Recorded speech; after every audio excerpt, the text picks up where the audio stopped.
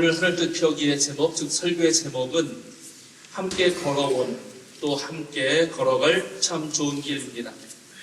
들녘교회와 향림교회, 또 향림교회와 들녘교회가 걸어온 지난 30여 년의 여정은 참으로 좋은 길임이 분명합니다. 그리고 또 앞으로 두 교회가 함께 걸어갈 길도 확실히 좋은 길이 될 것이라 믿습니다. 지난 30년의 우정과 선교협력을 기념하고 그 뜻을 새기는 말씀은 그 30년을 오롯이 홀로 걸으시며 간직하신 이세호 목사님과 들녘교회에 있기 때문에 거기서 충분히 말씀해 주실 거라고 믿고, 저는 오늘 우리에게 주시는 성경 말씀을 가지고 지금 이 시간 두 교회에게 하시는 하나님 말씀을 생각해 보고자 합니다. 오늘 우리가 함께 읽은 에스겔서의 말씀은 남유다와 북이스라엘이 하나 될 것이라는 주님의 말씀을 전하고 있습니다. 이 말씀은 80년 가까이 남북으로 나뉘어 있는 우리 대한민국 이 땅에도 매우 절실한 말씀입니다. 특히 오늘은 우리 교단이 정한 6.25 민족 화해주의이기도 합니다. 1989년 4월 2일 평양을 방문하신 문익환 목사님께서 북한의 김일성 주석과 얼싸 안았을 때, 그리고 그 이후로 11년이 지나서 2000년 6월 14일 김대중 대통령과 김정일 국방위원장이 처음으로 남북한 정상회담을 했을 때, 또 7년이 지난 2007년에 노무현 대통령과 김정일 국방위원장이 2차 정상회담을 하고, 마지막으로 2018년 4월 27일 정말 우리에게 가장 부푼 꿈을 꾸게 했던 판문점에서의 문재인 대통령과 김정은 국무위원장의 만남까지 만나야 할 사람, 꼭 만나야 할 사람이 그렇게 만나는 것만큼 좋은 일은 없을 것입니다. 윤석열 정부를 지나면서 경색된 이 남북관계가 이재명 정부 시절에 다시 소통의 물꼬를 트기를 간절히 바라고 기도합니다. 그런데 오늘날 우리 사회에서 소통하고 또 만나서 함께 손을 잡아야 할 주체들은 너무너무 많습니다. 남과 북의 문제만이 아닙니다. 여러분 잘 알다시피 동서가 만나야 하고, 또 세대가 만나야 하고, 그리고 남녀가 만나야 하고, 그리고 다수와 소수가 서로 만나야 합니다. 만나서 그동안 오해했던 것도 풀고, 또 만나서 힘을 모아서 공동의 과제도 함께 해결해야 합니다. 오늘 에스겔서의 말씀을 찬찬히 읽어보면 이런 구절이 나옵니다. 21절부터입니다. 나 주 하나님이 말한다. 이스라엘 백성이 들어가 살고 있는 그 여러 민족 속에서 내가 그들을 데리고 나오며 사방에서 그들을 모아다가 그들의 땅으로 데리고 들어가겠다. 그들의 땅 이스라엘의 산 위에서 내가 그들을 한 백성으로 만들고 한 임금이 그들을 다스리게 하며 그들이 다시는 두 민족이 되지 않고 두 나라로 갈라지지 않을 것이다. 그들이 다시는 우상과 역겨운 것과 온갖 범죄로 자기들을 더럽히지 않을 것이다. 오늘 에스겔서는 모든 분열과 역겨운 것과 우상, 그리고 온갖 범죄로 자기를 그런 더럽히는 일들이 서로 갈라지고 나누어져 있는 것과 연관되어 있을 만합니다. 서로 한마음이 되지 못하고 나눠질 때 거기에서 온갖 비방과 다툼, 폭력과 지배, 약탈과 착취 등 죄악과 고통이 발생하는 것입니다. 남과 북도 그동안 서로 갈라져 있으면서 북한은 인류 전체를 멸절시킬 수도 있는 핵을 만들게 되었고, 남한은 국가보안법과 같은 것을 구실로 해서 무고한 사람들을 빨갱이로 몰고 또 수많은 인권 침해가 발생했습니다. 만약 우리가 갈라지지 않았다면 이런 일들 자체가 발생하지 않았을 것이라 생각해 볼 수 있죠. 그리고 우리에게 그렇게 큰 죄는 없었을 것입니다. 그런데 이렇게 갈라지지 않고 서로 만나야 하는 것 중에, 그렇게 해서 협력해야 하는 것 중에 가장 중요한 것 하나는 바로 지방과 수도권, 그리고 농촌과 도시의 만남입니다. 서로는 서로를 아주 필요로 합니다. 농촌은 농촌대로, 도시는 도시대로 절대로 홀로 살 수 없습니다. 우리 향림교회와 들녘교회는 이 사실을 익히 깨닫고 지난 30년 전에 선교협력의 첫 발걸음을 떼었습니다. 그동안 우리는 서로에게 참으로 귀중한 존재였습니다. 향림교회는 들녘교회 덕에 유기농 농산물, 또 친환경 농산물을 얻을 수 있었고, 그 농산물을 구입하기 위해서 우리 스스로 아껴 쓰고 나눠주고, 그리고 바꿔 쓰고 다시 쓰는 아나바다 활동도 할 수 있었고, 또 때마다 농촌 봉사 활동의 경험도 할 수 있었던 것입니다. 동시에 들녘교회는 향림교회 덕분에 유기농업을 확장할 수 있었고, 바로 이 전북 지역의 농민선교의 근거지가 될 수 있었습니다. 이 30년을 꾸준히 이어온 상생의 살림 정신은 우리 교단의 모범적 사례가 되었고, 다양한 자리에서 그 사례를 발표함으로써 도농선교가 또 농도선교가 더 확산되도록 이끌었습니다. 그러나 우리는 여기서 만족할 수는 없습니다. 지금 우리 사회의 구조가 갈수록 지방의 인구 감소와 농어촌 사회의 어려움을 불러오고 있기 때문입니다. 지자체별로 매우 다양한 시도를 하고 있지만 저출산, 고령화 사회에 이미 우리는 진입했고, 또 특별히 기후붕괴 시대에 접어들어서 지금까지의 노력보다 훨씬 더 치열한 도전이 우리 앞에 놓여있기 때문입니다. 오늘 우리가 함께 읽은 로마서에서 바울 사도는 자신이 어떻게 선교를 할지 그 여행 계획을 밝힙니다. 그는 로마를 방문하고픈 소망이 있었고, 또 자기가 스페인까지 가서 당시의 세계의 끝으로 여겨졌죠. 거기까지 가서 복음을 선포할 계획을 알리는데, 그것은 로마 교회가 자기가 스페인으로 선교할 때 도움을 주기를 바랐기 때문입니다. 그런데 그는 로마로 가는 일보다 더 급한 일이 생겨서 잠깐 로마로 가는 것을 보류한다, 좀 연기하고 나중에 가겠다고 말을 하고 있습니다. 왜냐하면 지금 막 이방계 그리스도인들이 예루살렘 교회, 특별히 가난한 교회를 위해서 헌금을 모아줬는데 그것을 먼저 전달해야 하기 때문입니다. 그래서 오늘의 바울의 편지를 가만 보면 놀랍게 바울의 모든 선교라고 하는 것은 도움을 받아서, 도움이 필요한 곳에 도움을 주는 일이라고 말할 수 있습니다. 바울 가진 거 아무것도 없이, 물론 엄청나게 가질 수 있었거든요. 그런데 그 모든 것을 포기하고 완전히 그냥 털털이가 되어서, 빈털터리가 되어서 도움을 받아서 도움이 필요한 곳에 도움을 주는 일, 그 일을 했던 것입니다. 영적인 깨달음을 먼저 얻은 사람은 그것을 전하고, 또 물질적 축복을 받은 사람은 그것을 나누었습니다. 그렇게 서로 전하고 나누는 그 한복판에 바로 바울 사도가 있는 것입니다. 바울 사도는 모든 성도들을 빚진 자라고 부르고 있습니다. 그래서 영적이든 육체적이든 서로 빚진 자로서 서로에게 봉사할 의무가 있다고 말합니다.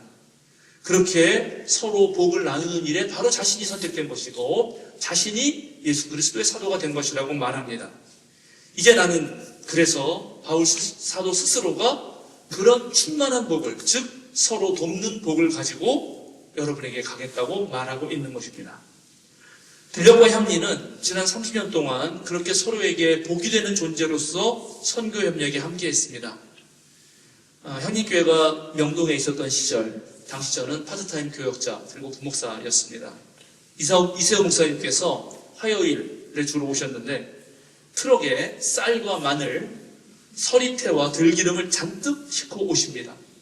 그러면 이제 제가 안 내려가면 혼자 내리셔야 되니까 제가 언제나 내려가서 그 쌀을 가지고 당시 향림교회 향수실에 있었던 향림 곡간에다가 차곡차곡 쌓곤 했습니다.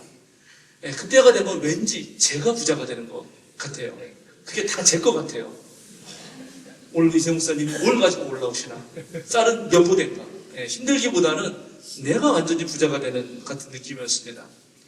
이런 유기농산물, 친환경 농산물의 교류를 넘어서서 향림교회 청소년들과 들녘교회 청소년들이 연합수련회를 한 적이 있습니다. 그때 마침 이 새만금 방조제가 지어지기 전이었고 마지막으로 새만금 갯벌을 갈 수 있는 기회가 있었는데 우리 청소년들 한 30명, 교사까지 해서 40명이 그 새만금 갯벌을 1시간 반이나 걸어갔습니다. 물이 쫙 빠지고 났는데 그러면 그 바다의 그 바닥도 굴곡이 있기 때문에 강 같은 곳이 생겨요. 천이 생겨요. 깊은 데는 한 목 정도 차고요. 얕은 데는 허리쯤 찹니다.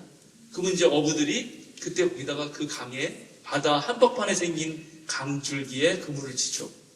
그러면 거기에서 숭어가 막 뜁니다. 그때 제가 깨달았잖아요. 숭어가 뛰면 망둥이도 뜁니다. 정말 망둥이가 뛰더라고요. 그리고 이제 간 청소년들이 모래바닥이 아주 맨질맨질하고 얇은데 기분이 무척 좋은데 그걸 꼬바락꼬바락 이렇게 하면은 흰 백합이 막 조개가 올라옵니다. 그걸 가지고 이제 저희가 맛있는 조개탕을 끓여 먹었던 그런 기억도 있습니다. 정말 그 젊은 청소년들이 새마을 갯벌에서 생명의 풍성함을 누렸던 것이죠. 평생 가야 한번 해볼까 말까 한 경험이었고 저도 그게 처음이자 마지막일 것 같아요. 예수께서 세례 요한이 잡힌 뒤에 갈릴리에서 하나님 나라의 복음을 전하기 시작하셨을 때 한편에서는 예수님을 따르는 자들이 있었지만 또 한편에서는 예수를 의심의 눈초리로 보면서 박해하고 또 방해하는 자들이 있었습니다. 그래서 하나님 나라 운동이 한쪽에서는 열매를 맺어가는 듯 보였지만 한쪽에서는 오히려 멈추고 후퇴하는 것 같이 느껴지기도 했습니다. 특별히 바리새파 사람들과 헤롯 당원들은 서로 모의를 하고 협작해서 예수와 그의 일행을 살해하려는 모의까지도 했습니다. 온갖 음해와 방해 속에서 예수님은 제자들에게 실망하지 말라라고 하시면서 하나님 나라를 계속하여야 된다 하면서 유명한 비유의 말씀을 하십니다. 마가복음서 4장에는 그런 비유의 하나님 나라의 비유가 가득 담겨 있습니다. 우리 모두가 잘 알고 있는 씨 뿌리는 사람의 비유에서 예수님은 어떤 사람이 씨를 뿌리러 나갔는데 어떤 씨는 길가에 떨어져서 바로 새가 주워먹고 어떤 씨는 돌짝밭에 떨어져서 뿌리를 내리지 못하고 그냥 죽어버리고 어떤 씨는 가시덤불에 떨어져서 결실을 내지 못하지만 그러나 다수의 씨앗들은 좋은 땅에 떨어져서 30배, 60배, 100배의 결실을 맺는다고 말씀하십니다. 즉 하나님 나라 운동이 종종 실패할 때도 있지만 결국은 놀라운 성공이 올 것이라는 것을 말씀하시면서 제자들을 격려하는 것이죠. 지금 하나님 나라 운동이 겨자씨처럼 작아 보일지 모르지만 결국 온갖 새들이 깃들일 당시에 레바논의 백향목보다도 더 멋진 나무가 될 것이라고 말씀하십니다. 오늘 우리가 함께 읽은 마가복음서의 말씀에서는 씨가 저절로 자라는 이야기를 합니다. 농부는 그저 씨를 뿌려놓고 갔는데 밤낮 자고 일어나고 하는 사이에 그 씨에서 싹이 나고 자라서 이삭을 내고 알찬 나달을 내어 추수할 수 있게 된다고 말씀하십니다. 즉 하나님 나라의 열매는 물론 인간의 노력이 필요하지만 결국은 인간도 모르는 사이에 하나님께서 책임지실 것이다 라고 말하는 것입니다. 저도 어릴 때 부모님을 도와서 농사를 한 적이 있습니다. 제가 대학 때 농촌 봉사활동을 한 번도 안 갔는데요. 왜 안 갔냐면은 우리 집이 농사를 지었기 때문에 너희는 농촌에 봉사활동 할지 모르지만 나는 농촌에서 생존활동을 해야 된다. 우리 집으로 와라. 이렇게 말한 적이 있습니다. 저의 기억에 여러 농사 경험이 있지만 고추 농사 경험이 있습니다. 이른 봄에 고추씨를 준비해서 3배 헝겊에 쌓아서 축축하게 물을 뿌리고 따뜻한 아랫목에 며칠 동안 놓아두면 씨에서 싹이 조금 나오죠. 그 씨를 크게 진 비닐하우스 안에 또 작은 온실처럼 만들어 놓고 그 안에 뿌립니다. 큰 비닐하우스 안에 있는 작은 비닐하우스가 있는데 그 비닐하우스가 또 밤에는 여전히 거기도 춥기 때문에 지프로 만든 거적을 뒤집어 씌워주고 그리고 아침이 되면 이제 해가 뜨니까 다시 그것을 걷어주고 하는 일을 해야 합니다. 바로 제가 어리니까 그 일을 도맡아 했습니다. 아침에 거적을 다시 덮었던 거를 내리고 그 안을 보는 거죠. 씨앗이 나왔나 안 나왔나 궁금한 것입니다. 그러면 밤낮 자고 일어나는 사이에 어느 날 그 고추씨에서 파란 작은 모종이 너무 예쁘게 쫙 펼쳐져 있는 거죠. 약간 무릎 꿇고 앉아서 이렇게 펼쳐보면 그 작은 비닐하우스 안에 있는 땅이 있던 곳에 씨앗이 너무나 아름답게 자라나는 것을 보게 됩니다. 그 모습이 얼마나 신기했던지, 그 모습이 얼마나 아름다웠던지, 그 생명력이 얼마나 강렬했던지. 오늘 예수님은 씨를 심고 그 씨가 자라서 열매를 맺는 그 일련의 모든 과정들을 겪은 사람으로서 말합니다. 땅에 뿌려진 씨앗은 언젠가 반드시 열매를 맺게 된다는 것입니다. 그런데 그렇게 되려면 순서가 필요합니다. 싹이 나고 그것이 자라고 이삭을 내고 그 이삭에 알찬 나달이 점점점 차올라야 합니다. 순서가 있고 또 참고 기다려야 하는 시간이 필요합니다. 하나님은 30년 전에 들녘교회와 형님교회를 서로 묶으셔서 서로 봉사하는 일을 하도록 씨앗을 뿌리셨습니다. 한 세대가 지나는 동안 우리는 싹을 틔웠고 또 자라났습니다. 우리가 잘 모르는 사이에 하나님께서는 이삭을 내고 또 알찬 나달이 들도록 그렇게 앞으로도 힘써 주실 것을 믿습니다. 그날을 기대하면서 지난 30년 동안 앞으로의 30년도 우리 모두가 계속 뚜벅뚜벅 함께 좋은 길을 걸어가면 좋겠습니다. 감사합니다.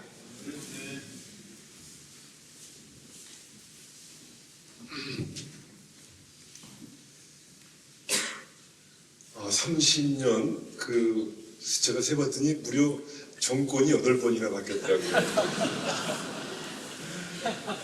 그리고 그때는 태어나지도 않았던 그 아이들이 요즘에 그 시집장가들 간다고 이야기하는 그런 때가 됐고요. 아마 여기에 30년 동안 함께 하신 분들도 많이 계시지만 처음 이렇게 이 자리에 함께 하신 분들도 계시리라고 생각됩니다. 그때가 이제 1995년 김영삼 대통령 시절 때인데요. 그때 신자유주의, 그 다음에 세계화, 그 다음에 WTO, 우루과이 라우스 등 오로지 그 개방과 또 경쟁이라고 하는 말이 사회 전체를 이렇게 좀 화두가 되는 그런 시대였습니다. 쌀 시장 개방은 절대 없다고 이렇게 제가 그걸 사투리를 한번 해보려고 했는데 잘 안 되는데 김영삼 대통령이 절대로 쌀 시장 개방을 안 한다고 국민을 안심시켰었는데 그것이 얼마 지나지 않아서 모두 다 거짓임이 이렇게 판명이 되었습니다. 10년간 그 관세와 유예를 받는 조건으로 쌀 시장을요 그때 이제 개방을 하고 말았습니다. 이곳 김제 그 다음에 호남 평야가 시작되는 이곳에 살고 있었던 저는요, 쌀 농사를 그 당시 또 저도 짓고 있었는데, 생산자의 한 사람으로서 그때부터 본의 아니게 거기에 투사가 될 수밖에 없었고, 그때 이제 형님교회를 만나게 되었습니다. 형식은 이제 자매 결연이었지만은 사실상 그 내용은 그냥 일방통행식이었습니다. 오로지 그 형님의 전폭적인 지원과 연대뿐이었지 저희가 할 일은 별로 없었습니다. 많은 활동가 직원이 그 당시에 이렇게 있었고요. 지금 여러분 보시면 이렇게 알고 있지만 우리 교회 안에가 전부 흙벽돌로 되어 있습니다. 이게 안에도 한 장, 바깥에도 한 장, 두 장으로 올라가서 어마어마하게 흙벽돌을 많이 찍게 되는데 이게 다 누가 찍은 거냐면 우리 항린 교우들이 다 내려오셔가지고 주말마다 또 휴가 나오면은 하여튼 연일 계속해서 오셔가지고 이 흙벽돌을 찍어주셔가지고 여기다가 이거를 이렇게 세우게 되었습니다. 이제 여러 가지 일들이 좀 많이 생각되는 가운데 저희들로서는 참 감격스럽다 이런 생각이 좀 들어가면서 이걸 어떻게 하면 30주년을 의미 있게 보낼까. 이제 몇 번 향린에서 또 우리 들녘교회에서 회의를 하면서 취지를 좀 잘 살려보자. 그래서 이제 같은 본문을 쓰고 한 명만 하면은 너무 일방적이니까 두 명이 같이 하자. 이렇게 지금 합의가 돼서 그 2명의 설교자를 세우게 되었습니다. 근데 이게 잘한 결정인지 가뜩이나 설교가 좀 이렇게 보통들 길다 지루하다 그러는데 뭐 그런 걸 계속 만드느냐 좀 생각들 하실 수 있어 부담되는 것도 사실입니다만 저희들도 어떤 처음으로 이렇게 30주년 맞아서 2명의 설교자가 이렇게 같이 이렇게 오늘 등단하게 되었습니다. 그 결과가 어떻게 나올지 참 궁금해요. 2명이 게 앞으로 절대로 하지 말자. 허실 수도 있을 것 같고. 제 역할은요, 이제 앞에서 투수가 공을 던지면 그걸 잘 받아주는 포수의 역할. 그런데 아마 이 포수가 깜빡하다가 공을 놓칠 것 같은, 그래서 경기가 엉망이 될 것 같은 그런 조짐이 있어서 여간 조심스러운 것이 아닙니다.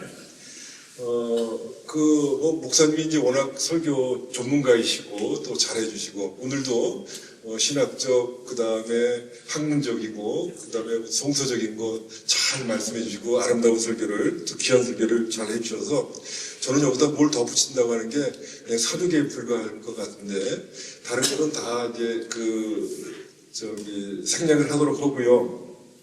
한 가지 일에만 좀 집중해서 말씀을 드리고 싶습니다. 오늘 그 마지막 본 그 복음서의 말씀, 마가복음서 4장 26절에서 29절에서 그 말씀을 쭉 묵상하면서요. 그동안 이제 농사 지면서 논밭에서 또 묵상하면서 느낀 매우 오늘 본문과 관련돼서 불편한 진실이 여기에 있음을 알 수가 있습니다. 오늘 그 기후의 흐름 중에서 농부의 행동을 잘 살펴보면요. 농부가 땅에 씨앗을 뿌립니다. 그런데 그는 그 씨앗이 싹 터서 자라는 동안 아무런 일도 하지 않는다고 여기에 기록이 되어 있습니다. 심지어는 농부가 어떻게 그들이 싹을 내고 이삭을 내고 나달을 내는지도 모릅니다. 그러니까 씨앗을 뿌린 다음에는요. 농부는 아무 일도 하지 않습니다. 그렇게 휴식을 취하던 농부는요, 알찬 나달이 익으니까 즉시 추수한다는 그런 내용입니다. 근데 정말 그럴까요? 여러분들도 잘 알고 계시지 않습니까? 아까 한문동 목사님도 경험을 말씀하셨는데, 농사일이 얼마나 힘들고 고달픕니까? 그런데 농부가 아무 일도 하지 않는다고요? 농부의 발걸음을 듣고서 곡식은 이렇게 자란다고 합니다. 조금만 신경을 덜 쓰게 되면요, 밭이 그냥 엉망이 되고 맙니다. 농사는 풀과의 전쟁이라고 하는데, 특히 흙 살리고 물 살리고 공기를 살리려고 하는 이 유기농법이라든가 친환경 농사는 말해 무엇하겠습니까? 어제 그 장대비가 내리는 가운데 새벽부터 일찍 일어나서 밤늦게까지 우리 여기 계신 성가대오를 앉아 계신 분들, 또 뒤에 앉아 계신 분들, 그 속에서 잠시도 쉬지 않고 일을 했습니다. 일을 한 것이 아니라 일을 시켰죠, 제가. 아마 지가 엄청 저도 시큰시큰했습니다. 악덕 그 기업주가겠고, 노예로 이렇게 기업을 한 것 같은데. 이게 어떻게 이런 장대비에 밭에 나가서 일을 시키는지. 그래서 워낙 제가 그 일을 안 하게 되면은 몽땅 제 일로 떨어지게 되고. 그래서 어떻게든지 그냥 그 공짜 인력이다 보니까 어떻게든지 부려먹으려고 이렇게 장기한 뭐 여러 가지 방법을 동원해서 밭으로 내몰아가지고 일을 하고 오늘 아침까지 심지어는 일을 했습니다. 대단히 이제 피곤들 하실 텐데 대단들 하십니다. 우리 교회 특징 하나는 설교 시간에 힘들고 어렵고 굉장히 설교가 지루하고 그럴 때 당연히 주무시는 분들도 여러 분 계시기 때문에 절대 주무실 때 깨우지는 않습니다. 그냥 충분히 그 심정을 이해하기 때문에 어쨌든 농사일이 이렇게 고달픈 거거든요. 이렇게 너무도 힘들 가운데 아무것도 하지 않는다고 하는 것은 이게 정말 맞지 않는 그런 말씀 같습니다. 지금 그렇게 어렵게 모든 과정들을 거쳐가지고 수확하고 나면요, 지금 대부분의 농민들은 팔 곳이 없어서 지금도 발을 둥둥거립니다. 많이 하시는 얘기가 뭘 심지, 어떤 걸 심어야 안 망하지, 이런 얘기들을, 고민들을 많이 말씀을 하십니다. 팔린다고 해도 생산비도 못 건지고요. 농사를 지으면 지을수록 망해가는 처지, 또 부채로 허덕이다가 야가 도주를 하거나 이내 목숨까지도 내던지는 그런 현실. 정말 안타까운 것은 자식에게는 절대 나는 이 농사일을 물려주지 않겠다. 이렇게들 단단히들 마음을 먹고 계십니다. 뭐 우리가 흔히 듣던 대로 아기 울음이 사라진 지 오래되었고요. 몇몇 어느 동네를 가보던 시골 어르신들, 노인들만 남아있는 텅 빈 마을들, 또 사라지는 지역들, 이를 우리가 막고자 이를 어떻게든지 이렇게 가서는 안 된다 해서 30년 전에 이제 형님과 틀력이 자매기를 맺게 되었습니다. 그리고 있는 힘을 다해서 농업 희생과 또 농촌 교회의 센터를 막기 위해서 온 정성들을 다 기울여 왔습니다. 이렇게 우리가 땀 흘리고 노력한다고 해도 이 정도밖에 안 됐는데 농부가 아무 일도 하지 않는다고 하는 것은 정말로 이해가 되지 않습니다. 이 말씀대로 간다면 우리가 여기에 농화를 오고 또 자매교를 맺어본들 이게 무슨 의미가 있겠습니까? 그런데 오늘의 이 말씀은요, 오해가 우리가 이렇게 할 수도 있으나 예수님의 입장에서 보면은 또 충분히 이해도 되고 납득이 되는 이런 말씀이구나 하는 것을 깨닫게 됩니다. 예수님이 우리가 잘 알고 있듯이요, 십자가에서 고통당하실 때 나의 하나님 어찌하여 나를 버리십니까? 오죽했으면 이런 그 절규를 하셨겠습니까? 그 절규를 생각하면서 본문을 다시 한번 이렇게 읽게 되면요, 이해하는데 큰 도움이 되고 맙니다. 늘 우리 예수님께서는 주변에 따르는 사람보다도 또 적대자들이 더 우글우글 많았습니다. 늘 긴장 속에서 지낼 수밖에 없었고요. 그리고 어디 가서나 환영받는 것이 아니라 온갖 조롱과 고통을 온몸에 지니고 살았던 예수님께서 오늘 이 비유를 우리들에게 주셨습니다. 이 비유를 통해서 뭘 말씀하고 싶었을까?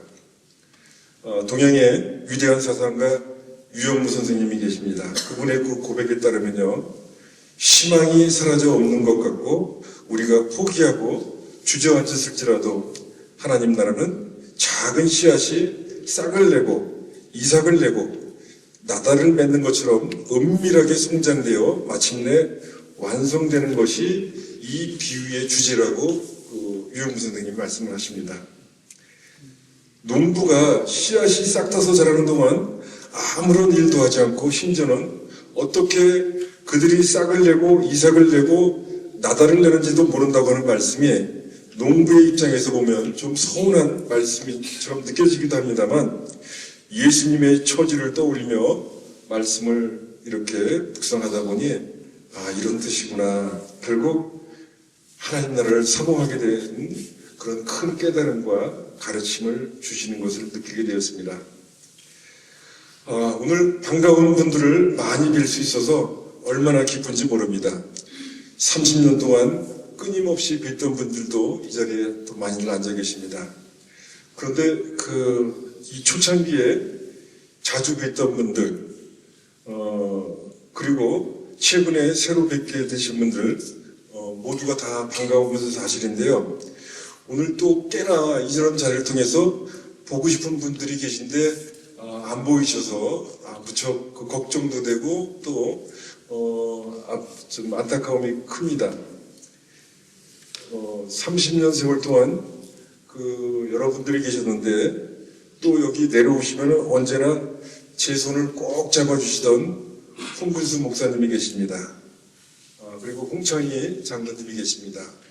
그리고 언제나 저를 감싸 안아주시던 도기순 장로님도 계십니다. 그분들이 참 많이 생각나고 또 그립습니다. 그분들 정말 계셨더라면 오늘 자리 정말 좋아하셨을 텐데 천국 여행 하시냐고 못 내려오셨습니다.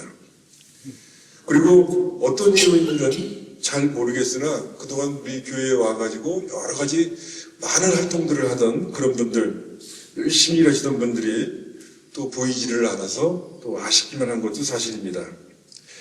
30년 성과를 이렇게 돌아볼 때 감사한 일도 많지만 무엇보다도 우리가 농촌의 현실을 생각하면 아쉬움이 큽니다. 30년 동안 막아서고 바꿔보자고 했지만 농촌의 현실은 더 막막하기만 합니다. 우리의 실력이 좀 부족해서 그랬을까요?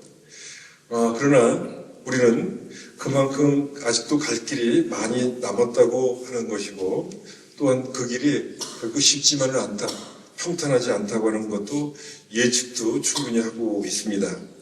그러나 이 뿌려진 씨앗, 생명의 씨앗은 지금도 분명히 자라나고 있음을 믿습니다. 정말 아무것도 안 하고 그저 앉아서 우리가 기다리는 것이 아니라 이 생명의 씨앗을 품은 저로서 우리 모두가 잘 가꿔야 될 책임이 우리들에게 있습니다. 그것이 바로 오늘 성서를 통하여 배운 서로 이해하는 마음이 아닐까 생각됩니다. 농부이신 하나님과 늘 농사를 통해 비유로 말씀하신 예수님께서 농부의 심정 그리고 그 형편과 사정을 어찌 모르실 수가 있겠습니까? 우리도 뒤늦었지만 결국 예수님의 심정을 이해하게 됩니다. 바로 이런 것이 역지사지의 마음이 아닌가 생각됩니다. 한 목사님 말씀하셨지만 우리 사회의 갈등과 반목이 너무 큽니다. 보고 싶은 것만 보고 듣고 싶은 것만 듣습니다. 심지어 부모와 자식 간에도 또 선생과 제자 간에도 여러 가지 갈등들이 있습니다. 하나님을 섬기는 교회 간에도, 그리고 농촌교회와 도시교회 간에도, 그리고 한 교회 안에서도 이런 일들은 많이 발생하고 있습니다. 무엇보다도 서로의 입장과 차이를 존중해야 됩니다. 적어도 우리 딜력교회와의 관계에서 향림교회는 우리가 모범이 되고 귀감이 된다고 하는 것은 한결같이 이렇게 우리 딜력교회 입장에서 늘 생각하고 또 같이 거기에 맞춰서 걸어왔습니다. 자칫 이렇게 자매교류를 많이 좋다고 해서 해보지만은 많은 교회들이 실패하고 그 결과가 좋지 않습니다. 퍼져나가지를 못합니다. 좀 힘들더라도 이 향린에서 어떻게 했는가를 좀 이렇게 눈여겨볼 필요가 있는데 결과만 보고 그냥 무조건 하다 보면은 늘 어려운 일을 만나고 오래가지는 못합니다. 오늘의 30주년은 그래서 향린의 저는 작품이고 향린의 업적이라고 생각합니다. 정말로 오늘까지 여기까지 오기에는 향린이 아니었으면 도전히 불가능한 일이었습니다. 정말 다시 한번 머리 숙여 감사의 인사를, 고맙다고 하는 인사를 전합니다. 정말 그 사랑 갚을 길이 없을 듯합니다. 그래서 이 길은 계속해서 가기 때문에 저희는 정말로 향린이 소중하다고 느끼고 또 영원해야 된다고 생각됩니다. 향린이 저희 곁에 계셔서 늘 저희들은 자랑스럽게 그지없습니다. 그래서 이 말씀을 외치면서 말씀을 오늘 정리하고 마치도록 하겠습니다. 여러분 한번 따라서 해주시면 고맙겠습니다. 우리 딜력교회의 마음입니다. 향린이여 영원하라. 고맙습니다.